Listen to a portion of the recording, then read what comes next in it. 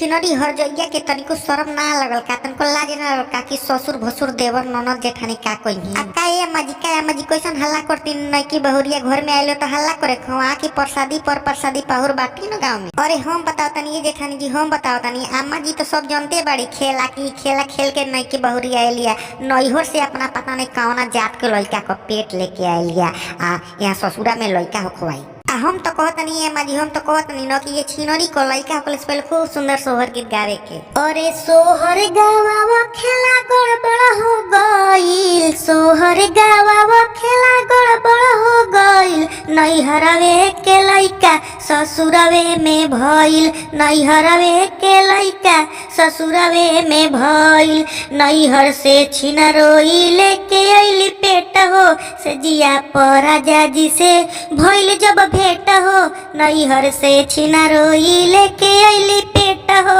से जिया पर सैया से भइल जब भेट हो,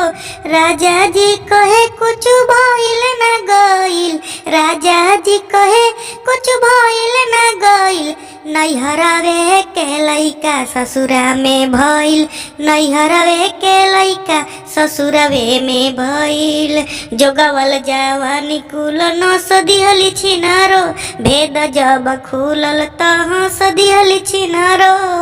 जोगवल जवानी कुली नस दिहली छिनारो, भेद जब खुलल त हंस दिहली छिनारो, इनकर नियतिया भइल कैसे माइल, इनकर नियतिया भइल कैसे माइल, नैहरवे के लइका ससुरवे में भइल, नैहरवे के लइका ससुरवे में भइल।